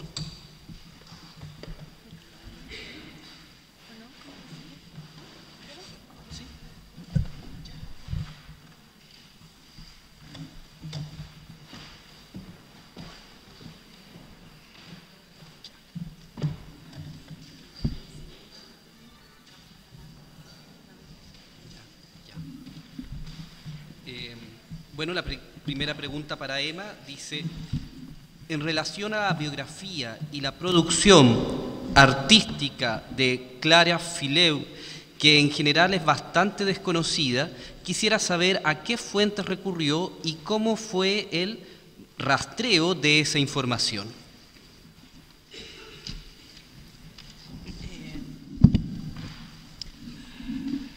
Bueno, hay algunas, es cierto que Clara Fileu es muy desconocida, pero aún así hay varias referencias a ella en varios libros, los clásicos Historia del Arte, que todo el mundo tiene acceso. Yo leí algo, hice referencia a Nena Osa, también a Pereira Sala, pero también la mencionan todos, Ibelich, en fin, y todos los demás historiadores del arte. Ahora, el problema de la historia del arte, era un problema cuando yo estudié en la Universidad de Chile, es que tienden a repetirse, o sea, uno dice primero una cosa y luego todos los demás se basan en esa bibliografía y siguen repitiendo las mismas cosas, sean verdad o no. Entonces, lo de que la Clara Fillol era poco menos que la nana de Montboisin es algo que se ha repetido mucho. La forma en que yo hago historia es más radical, tal vez porque trabajo en el Archivo Nacional y me gusta mucho investigar. Entonces lo que hice y donde trabajé todo esto, donde busqué información, que es algo además que todavía no logré terminar porque era mucho más grande que lo que yo pensé en un principio cuando propuse el tema, es a través de periódicos y en documentación que se encuentra en los archivos. Todo el trabajo, por ejemplo, todo lo que hablé sobre Atenaí son documentos que están en el Archivo Nacional o están en el archivo del Arzobispado también. Hay una gran cantidad de información sobre todos estos temas artísticos en la sección periódicos de la Biblioteca Nacional, ahí uno los puede consultar y hay que ir rastreando, ¿no es cierto? Hay que ir y con harta paciencia buscando la información y uno luego, como si tuviera un rompecabezas, ¿no es cierto?, va poniendo cada pedacito en cada parte de acuerdo a lo que uno piensa. Yo quisiera aclararles que lo que yo hablé de todas estas minas, digamos, de esa época, es mi propia interpretación de eso, fue el rompecabezas que yo armé. Alguno de ustedes puede armar otro y a lo mejor sale otra Clara Fillol, a lo mejor una triunfante, y qué sé yo, que no era amante de Montboisin, sino Montboisin era amante de ella, que es distinto, no sé, o cualquier cosa. Así que bueno, así es la investigación histórica, hay que tener paciencia.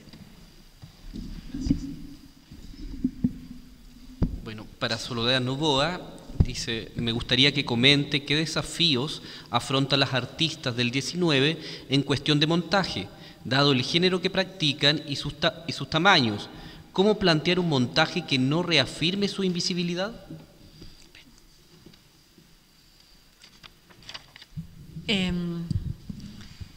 Bueno, yo creo que, como comenté en la presentación, hay un trabajo previo que tenemos que realizar, que es un trabajo de investigación curatorial, por un lado, y por otro lado, que esa investigación nos lleve a la adquisición de otras obras.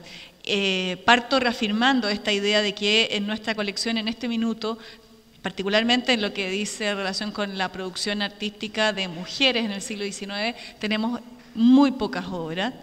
Y ese es un tema, sin duda, ¿no?, que tiene que ver con lo que yo hilaba como escritura historiográfica desde la musealidad.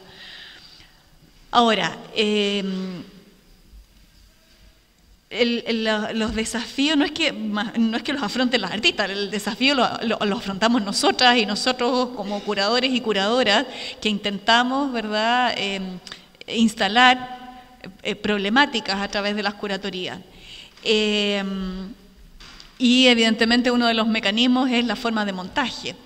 Pero creo que, y es el trabajo, por eso terminaba mi presentación diciendo que en eso estamos trabajando, que también el montaje, a ver, como un modo de exposición de un discurso, de un relato, pero eso sin duda debe ir reafirmado por todo un trabajo de mediación con el público, ¿no?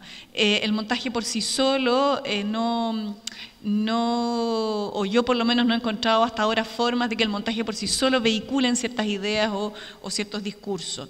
Creo que lo que hicimos en 19-20 fue instalar las obras que tenemos, ¿verdad?, de estas artistas en particular, las Tarria, las hermanas Mira y Celia Castro, justamente contraponiendo, y aquí se señala muy bien, los géneros que ellas practican, digamos los temas que practican en sus pinturas, y también se señala, ¿verdad?, las dimensiones frente a las tremendos paisajes de Valenzuela Llano, la tremenda, digamos, dimensión de La Perla del Mercader, que sería una obra interesantísima también de analizar, ¿verdad? Y el lugar central que ha tenido siempre esa obra y la carta de Pedro Lira en el imaginario en torno al museo, que también es una labor que estamos intentando de construir poco a poco, porque no es fácil decirle a la gente que en mi digamos, opinión personal, no son muy buenas pinturas respecto al resto de la producción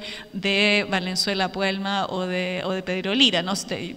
Yo puse ahí Valenzuela Puelma, la Perla del Mercader, y luego pongo Las Flores Japonesas, que a mi juicio, desde el punto de vista plástico, pictórico, puramente, es una pintura 1000 veces más interesante que La Perla del Mercader, pero La Perla se ha instalado, ¿verdad?, como una obra icónica del museo, sin que haya una lectura más allá, salvo el trabajo maravilloso que hizo en su minuto Voluspa Jarpa sobre Valenzuela Puelma y La Perla. Entonces, creo que son temas en los cuales no hay receta, no hay fórmulas probadas, dependerá de las obras con las que contemos sin duda, y dependerá de bueno, las temáticas que esas obras aborden por un lado, o cómo podamos disponer esas obras de tal manera que generen un primer contraste con esto otro. O sea, yo creo que si ustedes suben al segundo piso es bastante evidente esto que se señala aquí, el pequeño formato, ¿verdad?, y la temática. Luego, eso es una cuestión a vuelo de pájaro, porque en el caso, por ejemplo, de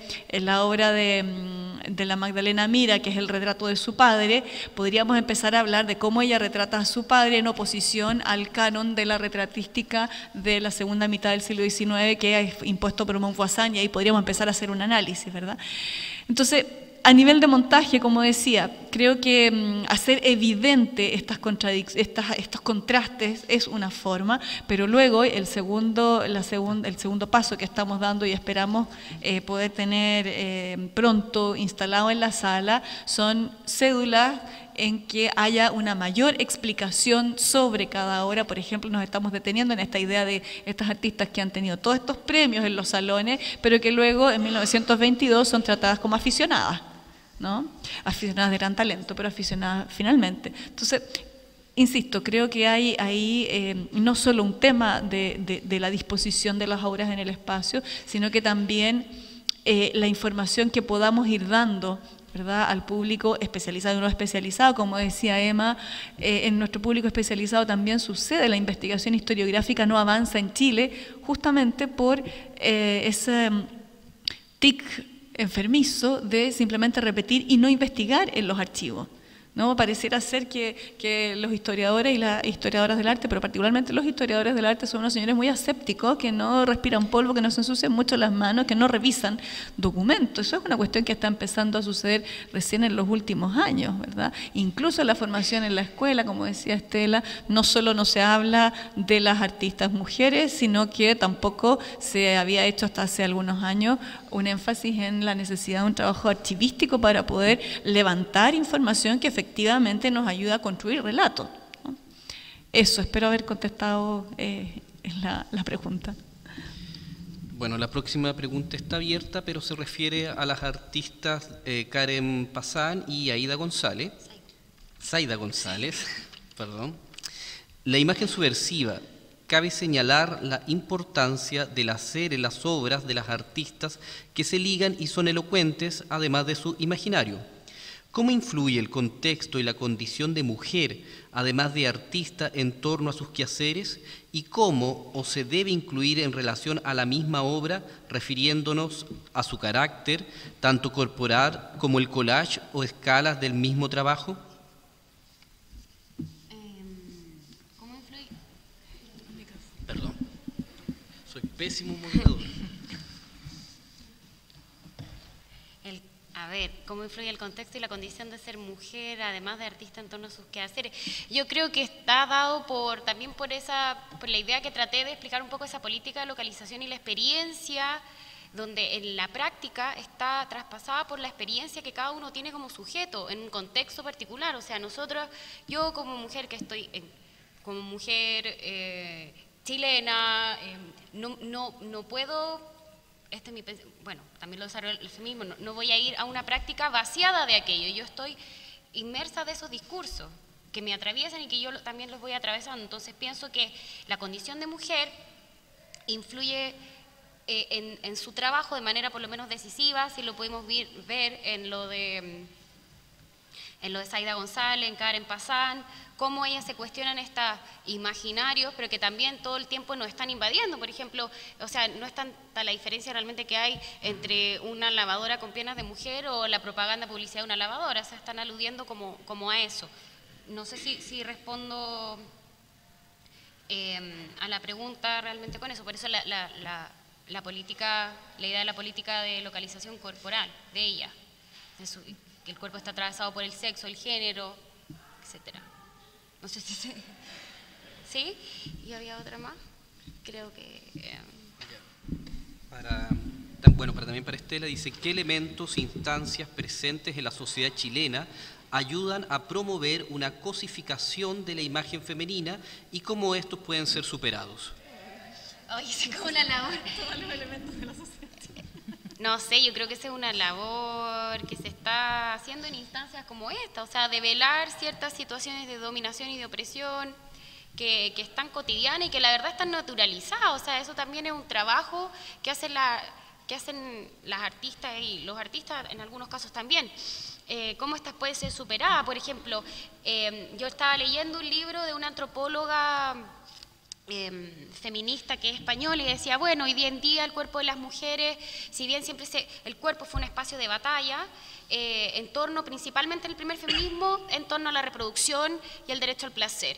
Pero hoy en día eso ha cambiado, dice ella, respecto a la imagen corporal, o sea, la estética y cómo todas las transformaciones corporales mediadas por la cosmética, por la cirugía, que dan patologías, porque ella es médico, sobre todo de anorexia y bulimia. Pero yo no sé si en Chile nosotros podríamos hablar, citándonos aquí en este contexto, que hay una superación del ámbito reproductivo cuando no existe una ley del aborto, cuando no hay un derecho sobre el propio cuerpo, por ejemplo. O sea, ¿qué se podría superar?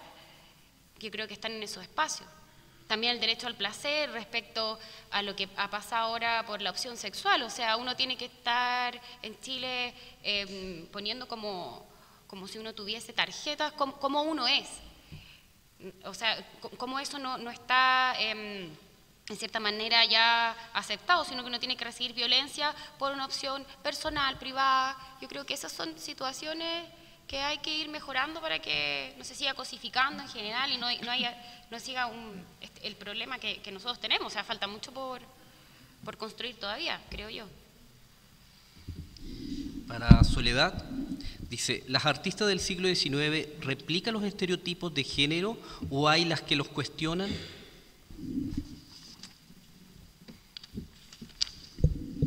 Debo partir aclarando que yo no soy experta en siglo XIX, pero yo pienso que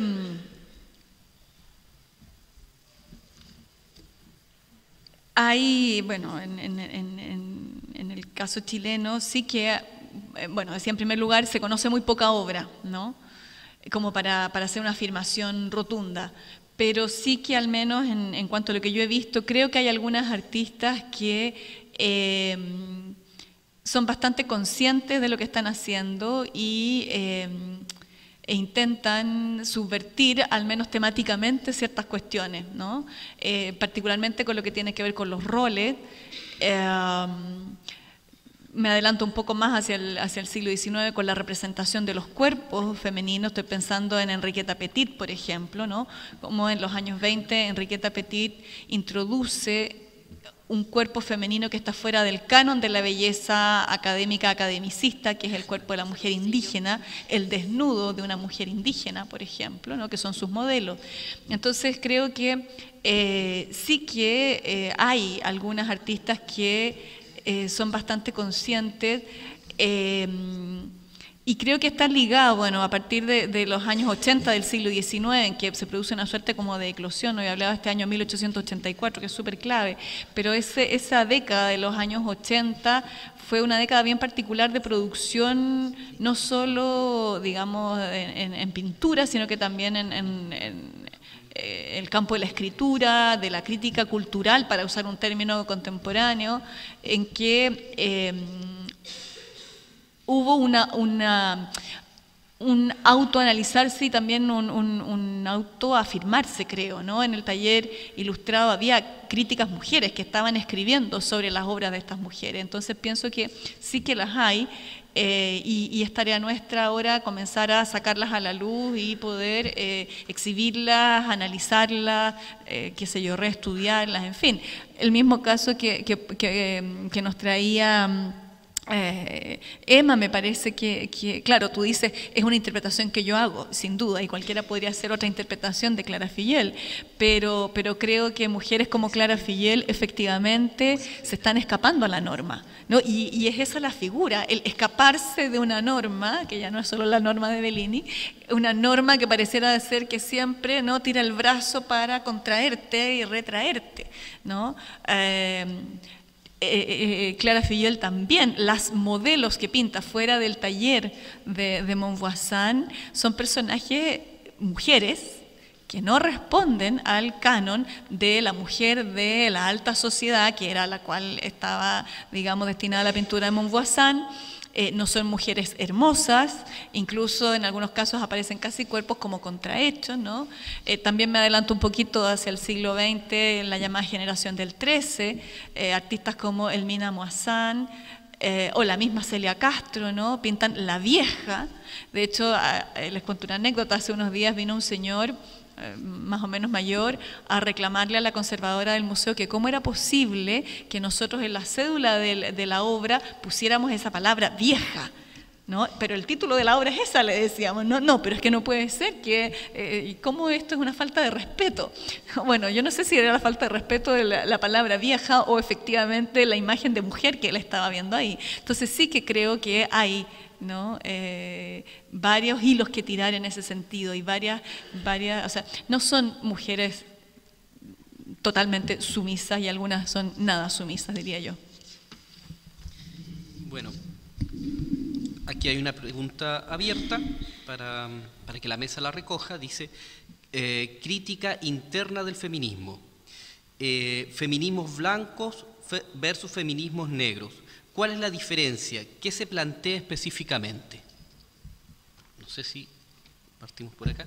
Cuando mencioné eso, que la cita Bell Hooks, un poco la idea que también dentro del mismo discurso feminista habían unos otros, como fueron las mujeres en el discurso hegemónico, esos otros que eran las no heterosexuales, las no blancas, las no de clase media, un poco esas mismas luchas en la crítica interna del movimiento. Eso es lo que traté de decir, lo mismo nosotras latinoamericanas. Y también por la experiencia de Katia, que ella es blanca, pero por ejemplo, pero en Alemania ella no es blanca, aunque uno la viera como blanco, pareciera muy alemanoto. O sea, todas esas como situaciones que se van dando en los contextos donde además hay una multiculturalidad, por ejemplo. O sea, no hay un solo sujeto del feminismo, porque no hay una mujer, hay múltiples mujeres, y no solo las mujeres son los sujetos del feminismo, porque también decía, por ejemplo, Monique Wittig, cuando está toda la lucha por el sujeto de representación, finalmente, porque ella decía ese feminismo, bueno, porque para recordar aquello que queremos destruir como categoría que oprime las relaciones entre los sexos y las relaciones libres, en realidad, entre los seres. Así que bueno, eso no sé si responde la pregunta bien ampliamente. Tenemos tiempo, entonces, la posibilidad de abrir el micrófono para los asistentes. Si alguien quiere hacer alguna pregunta aquí a la mesa, existe la posibilidad.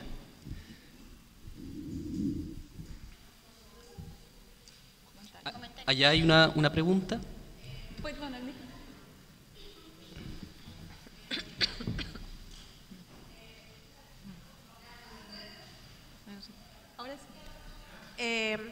Me gustaría saber cuál es la opinión de la persona que quiere responder respecto a la participación de la Iglesia en esta construcción de la imagen femenina o de lo que somos efectivamente como mujeres. ¿Cuál creen que es, cuál es la injerencia que tiene?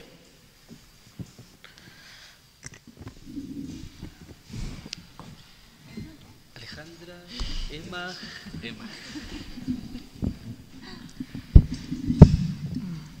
Bueno, seré kamikaze. Claro, la influencia es inmensa, la verdad. Yo no quise ahondar porque me iba a alargar mucho en lo que presenté respecto a la posición abierta de oposición de la Iglesia en ese momento, mediados del siglo XIX, a la expresión operática. Y en el fondo, fíjense ustedes que la defensa que se hizo, porque esto tiene mucho también de autocensura, la defensa que hicieron las personas que amaban la ópera en ese minuto, era que no se preocupara la Iglesia, que en realidad esto era fantasía, que era un chacoteo en el fondo, así que no era tan terrible. Pero la verdad es que, a mi juicio, la Iglesia Católica concretamente, hay otras iglesias también, pero yo creo que la que ha tenido más influencia en esto en nuestro país es la Iglesia Católica, ha sido la gran castradora de nuestro género, digamos, fomentando fundamentalmente a través de la imagen de la Virgen María. Eso es lo interesante también de esa canción de Casta Diva que yo les decía, porque la luna es tomada en el fondo como está, y Casta Diva significa Virgen Divina, digamos. Eso es lo que significa, o sea, derechamente Virgen María. Y la invocación que hace Norma a esa es, en el fondo, tú que has logrado mantener esa pureza, ilumíname en este minuto a mí, pecadora, que no he logrado hacerlo, digamos. Entonces está siempre la contraposición entre ese ideal de ser y de conducta que me imagino que a todos nos han metido y a todas nos han metido de chiquitita, hayamos estudiado en colegio de monjas o no, porque en realidad eso es un arquetipo, básicamente, que se usa. La niña buena es la que se parece a María, digamos, a la Virgen María, y la niña mala la que no se parece a ella. Y eso es un leitmotiv en el fondo que se repite fundamentalmente, yo les diría además una cosa, durante el siglo XIX o a partir del siglo XIX. Fíjense que la influencia de la Iglesia, aunque era absoluta antes de la independencia, digamos, yo no estoy discutiendo eso, pero respecto a las mujeres uno puede encontrar en la época colonial mujeres chilenas mucho más rupturistas que la que uno logra encontrar en el siglo XIX. O sea, yo tengo la impresión que con la independencia vino todo la represión absoluta a cualquier gesto de desacato por parte de las mujeres.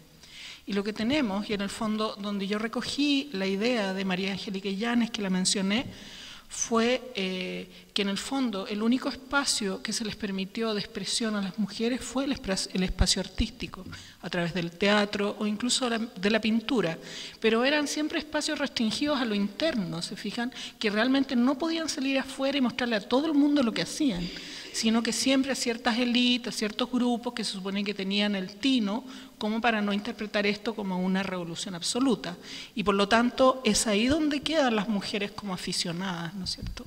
Es ahí, porque en realidad estas niñitas que tienen que entretenerse haciendo algo interesante, ¿no es cierto? Entonces, siempre muy controladas por los hombres, que son sus maestros, son sus profesores, son sus padres, son sus propietarios en el fondo, entonces que les permitan este espacio de expresión. Lo interesante en todo caso es recoger que de ese pequeño espacio de expresión permitida logramos llegar a esto, que estemos las cuatro aquí hablando de arte femenino, digamos. Yo eso encuentro, y siempre digo que la revolución que hemos emprendido las mujeres hasta el momento, la revolución más exitosa de la humanidad, digamos. Vivan los 100 años, los 60 años, perdón, del derecho a voto. ¿Alguien más en la mesa quisiera aportar? Bueno, allá hay otra pregunta, entonces. Dejamos, no sé si hay mucho más interés, dejamos una y dos, ¿ya? Las dos últimas. Hola, yo hice una pregunta que era en torno al quehacer, como a la producción artística, y más bien yo planteaba como algo que se dio en una de las conferencias de Handel with Care, que era el acertijo de la feminidad, en relación al quehacer de la producción que se reitera en la obra de Karen Pasani y Zaida González, que es como esta cosa pequeña de collage, como este quehacer minucioso en el fondo, y que se repite en muchas artistas chilenas, Mónica Bengoa, por ejemplo, y que yo siento que eso sí es elocuente en cuanto a la obra. Entonces me quedó como no respuesta la pregunta que hacían. Ya entendí. Yo la verdad que no estoy muy de acuerdo a esas formas de, por ejemplo, relacionar ciertas manualidades como de decorativo, lo minucioso, como con lo femenino, porque yo creo que también hay artistas, hombres, que lo hacen y no se resalta esa forma, no se ve, quizás está invisible. O sea, es como, no me acuerdo ahora en este momento qué historiadora decía, pero qué cosa más coqueta que los rococó, por ejemplo, y, o sea, que es más femenino, digamos, pero no era, o sea, no hay una naturalización en esa parte, pienso yo. Ahora, yo creo que sí tiene el formato que ellos ocupan. Es que depende, porque las obras de Karen Pazán no son tan pequeñas tampoco, lo que pudimos ver acá, y uno puede hablar de los formatos y todo, las esculturas son grandes, qué sé yo, hay un trabajo sí de pintura, pero no sé si lo podría diferenciar tanto en términos como, no sé, los trabajos que una vez me mostraba no me acuerdo ahora, un artista que decía, bueno, pues tengo un estudio tan pequeño en Inglaterra que estoy trabajando en este pedazo y empecé a trabajar así y ahora, bueno, sigo trabajando así, pero por el contexto. Ahora Zaida partió coloreando, que es una antigua técnica, las imágenes, la fotografía en blanco y negro. Ella siempre ha querido trabajar en ese pequeño formato y sí me ha dicho que ha sido un problema en el momento de vender su obra, porque la gente dice, bueno, pero ¿cómo va a pagar eso por una obra de este pedazo, de este tamaño, digamos? Ahora, no porque sea miniatura, entre comillas, yo creo que igual hay un gesto ahí, esto de que parezcan santitos, ella tiene toda una iconografía que tiene relación con eso. No sé si yo lo pudiese relacionar como con algo femenino o un quehacer en particular como algo femenino. Para mí, no sé, no tiene tanto sentido. Yo quisiera complementar un poco lo que dice Estela y me siento muy contenta de que saques a colación el seminario que hicimos el año 2006 de Handle with Care y que te acuerdes muy bien de lo que algunas de las cosas que discutimos, porque esa era parte de la curatoría, ¿no? Lo que planteábamos en ese momento respecto a artistas como Jimena Somoza, Mónica Bengoa, Catalina Bauer, en fin, Carolina Hernández, es que, claro, sus propias condiciones de producción, para decirlo en términos de Linda Nochlin, no les permitían tener el taller ideal, ¿verdad?, el espacio y en fin, y por otro lado las condiciones de subsistencia tampoco les permitían destinar 8 horas diarias, que sería una jornada laboral, a su producción artística. Entonces, ¿cómo se visualizábamos nosotros en los años 90 y 2000 hasta ese momento? Las artistas habían desarrollado ciertas estrategias que permitían crear obras finalmente monumentales, ¿no?, como son las de los tremendos murales de la Mónica, o no sé si se acuerdan de la instalación con bolsas de agua de la Cata Bauer, etcétera, desde espacios restringidos de trabajo que están asociados a lo doméstico. O sea, en ese momento, no sé si cometo una indiscreción, pero me acuerdo estar hablando con Mónica Bengoa en su casa, ¿no?, y entonces ella imprimía y pintaba las servilletitas mientras sus hijos dormían, porque era el único momento en que tenía para hacer su obra, que después medía 5 por 3 metros, ¿no?, y eran 5.000 servilletitas coloreadas, porque en el día tenía que estar haciendo clases en la universidad, ¿verdad?, no tenía taller, no tenía cómo tener taller, no tenía otro tiempo y por lo tanto trabajaba, estoy inventando, de 9 a 12 de la noche. Entonces ahí había una estrategia que nosotras visualizábamos, estaba siendo aplicada por varias artistas que evidentemente estaban cruzadas por sus propias, insisto, condiciones de producción. Ahora, podíamos incluso, y un poco lo hacía yo en la presentación, extender en algunos casos esta situación que nosotros analizamos muy concretamente en la producción de ciertas artistas mujeres, también a artistas hombres, que por eso yo hablaba de que en nuestra cultura también la producción o la labor o la profesión artista es subalterna, ¿no? Porque también en muchos casos este es un problema que afecta a los artistas hombres, ¿no? Es decir, de no tener taller, de tener que trabajar todo el día en cualquier cosa, y etcétera, etcétera. Y también han desarrollado ciertas estrategias, en algunos casos, a partir de lo que estas otras artistas han logrado. Entonces, claro, en ese momento apuntábamos a eso, ¿no? A cómo visualizar estas estrategias, ¿no? Cómo finalmente estas artistas, a pesar de tener muchas cosas en contra, como las que les estoy relatando, desarrollaban estrategias que les permitían, ¿no?, elaborar estas obras que finalmente eran monumentales. Bueno, hay una última pregunta, parece. Gracias. Primero aprovecho el espacio para agradecer, estoy feliz en este espacio y sobre todo en el Bellas Artes, que es una institucionalidad bastante rígida y que estén ya acá en Chile por fin instalando estos temas y ocupando los espacios, me parece realmente fantástico. Mi pregunta es para Alejandra Castillo y que tiene que ver con, bueno, aprovechando que está la filósofa, y mi pregunta es cómo deconstruye el feminismo la lógica del patriarcado, es decir, cuáles son las estrategias que consideras y lo que también has expuesto que tiene que ver con esta verdad institucionalizada. Bueno,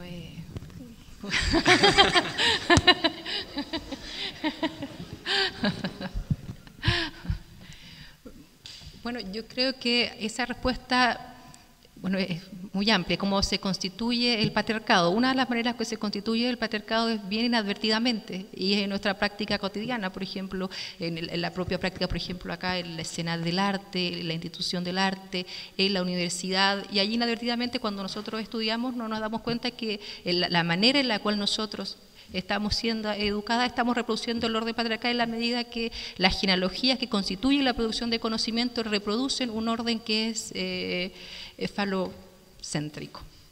No hombre, sino falocéntrico. Este orden falocéntrico es una organización vinculada a cierta unicidad, a un cierto orden de lo uno, donde parecería ser que la diferencia, eso otro, siempre queda fuera. Quizás porque extraña coincidencia, eso que queda fuera calza con lo femenino. Julia Cristi va a decir, bueno, lo que queda fuera, esa perversión, lo abyecto, tiene que ver con lo femenino. Una de las maneras en la que se constituye es esa, en la manera en que, hay otras, pero bueno, en la que nos afecta a nosotros, en la que cotidianamente nosotros con nuestra bibliografía, en la manera que escribimos, en la manera que seleccionamos los textos, inadvertidamente también estamos reproduciendo cierto orden.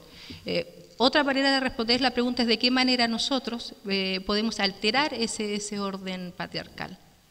Una manera, lo que es la práctica artística, por ejemplo, la práctica artística feminista contemporánea, es cuestionar precisamente aquello que nos constituye, que parece que es natural, que es lo femenino, que es lo que hemos visto en algunas de las prácticas artísticas mencionadas acá, por Estel, algunas de las cosas que presenté yo, o las que ha señalado Soledad, no simplemente apuntar al hombre como aquel lugar de dominio, sino de qué manera las propias mujeres en su práctica generan un orden de opresión, queridamente, y eso es lo paradójico, que es un orden de opresión reproducido por las mujeres en la medida que ellas organizan su estado de cosas, salvaguardando aquello de lo femenino y cierta configuración de la mujer, que de alguna manera no se cuestiona, y está vinculada a la maternidad, al cuidado, a la protección.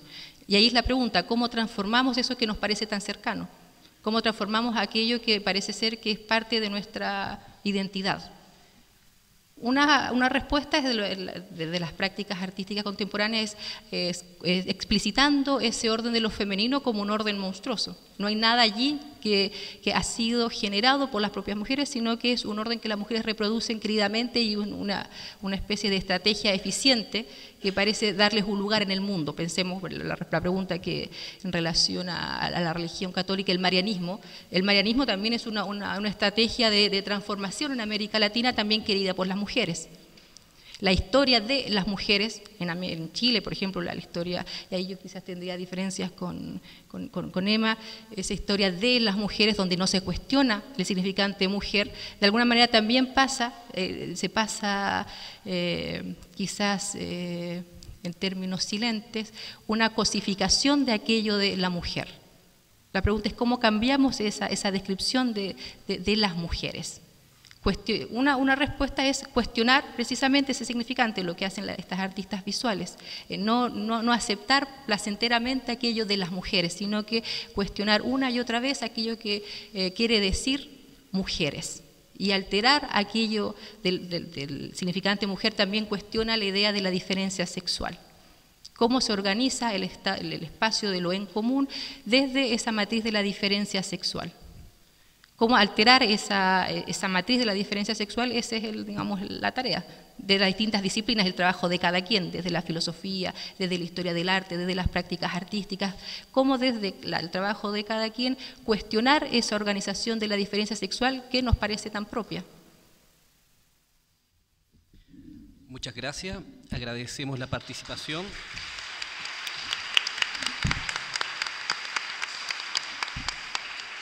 Bueno, agradecemos la participación de las ponencistas en la mesa, agradecemos también la participación de ustedes y los invitamos entonces para reanudar el seminario a las 3 de la tarde con 2 conferencias que va a dar la primera María Laura Rosa, titulada Fuera de discurso, las artistas, los bordes del canon de la historia del arte, estudios del caso Mitominas 1 y 2, y Arte feminista en México, una revisión personal de Mónica Mayer.